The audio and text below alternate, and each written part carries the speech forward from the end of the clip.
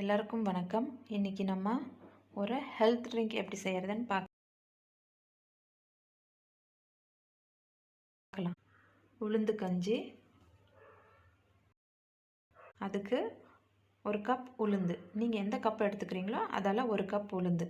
நான் இந்த ஒரு கப் உளுந்துக்கு 2 கிராம்பு, ஒரு ஏலக்காய், 6 முந்திரி பருப்பு, 4 பாதாம்.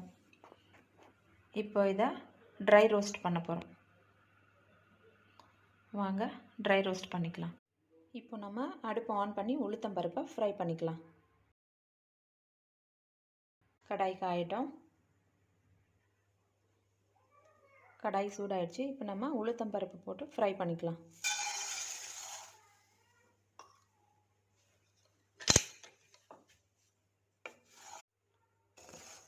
டூ to 3 minutes லோ ஃப்ளேமில் ஃப்ரை பண்ணுங்க.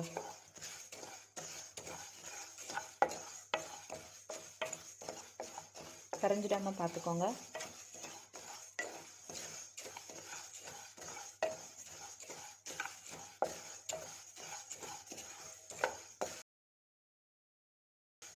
இந்த மாதிரி கலர் சேஞ்ச் ஆன பிறகு நீங்கள் வேறு பிளேட்டில் மாற்றிக்கோங்க. வேறு பிளேட்டுக்கு மாற்றியாச்சு. இப்போ நம்ம முந்திரி பாதாம் எல்லாம் ஃப்ரை பண்ணிக்கலாம்.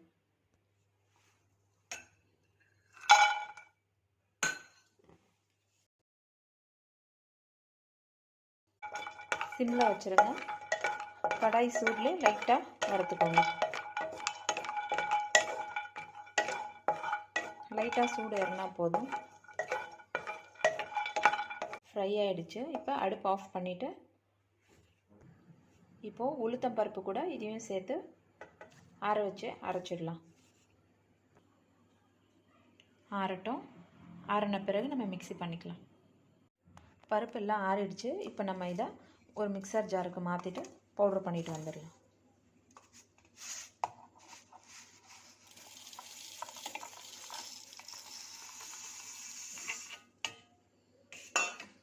பவுடர் பண்ணிக்கலாம்.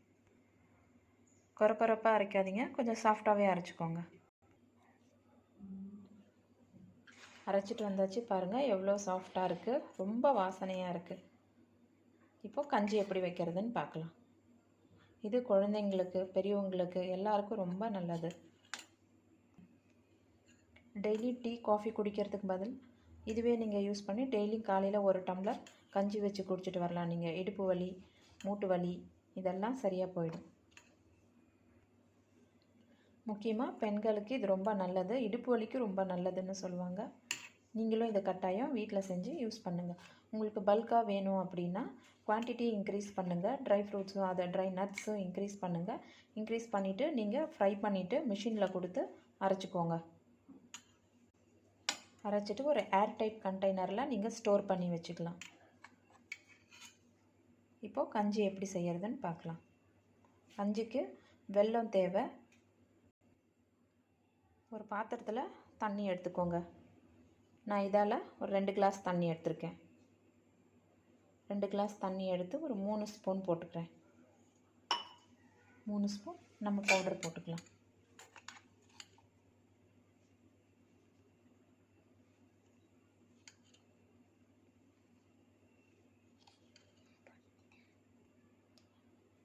தண்ணி சூடு பண்ணாதீங்க.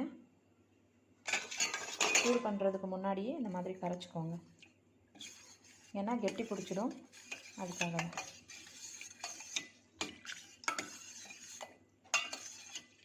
கரைச்சிட்டு நீங்கள் பாத்திரத்தில் அடுப்பத்தை வச்சு வச்சிடலாம். வச்சுட்டு கைவிடாமல் கிளறிட்டே இருக்கணும். இப்போ நம்ம ஸ்டவ் ஆன் பண்ணிக்கலாம். கைவிடாமல் கிளறிட்டே இருங்க. வெள்ளை உளுந்தை விட கருப்பு உளுந்து தான் நல்லது. கருப்பு உளுந்தே யூஸ் பண்ணுங்கள். உங்களுக்கு கருப்பு உளுந்து கிடைக்காத பட்சத்தில் நீங்கள் வெள்ளை உளுந்து யூஸ் பண்ணிக்கோங்க.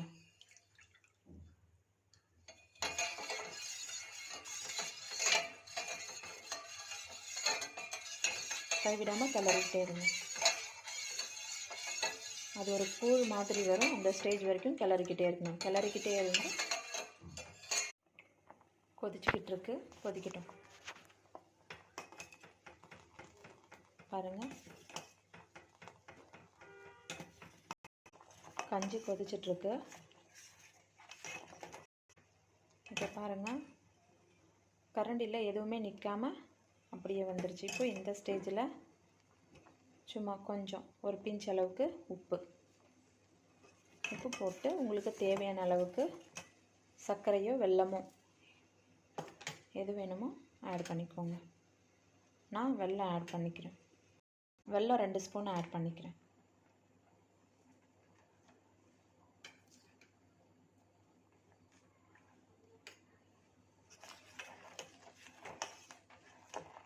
உங்களுக்கு எவ்வளோ தேவையோ நீங்கள் ஆட் பண்ணிக்கோங்க, அதுக்கேற்ற மாதிரி. வெல்லம் ஆட் பண்ணிவிட்டு ஒரு 1 மினிட் கொதிக்கட்டும். அப்புறம் ஸ்டவ் ஆஃப் பண்ணிக்கோங்க. கொதிச்சிச்சு, நான் ஸ்டவ் ஆஃப் பண்ணிக்கிறேன்.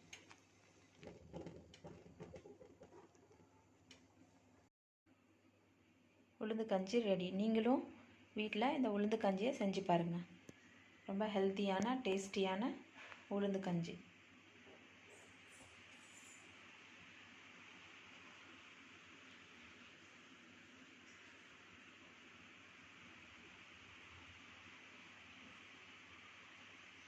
உங்களுக்கு இந்த டிஷ் பிடிச்சிருந்தா கமெண்ட் பண்ணுங்கள்.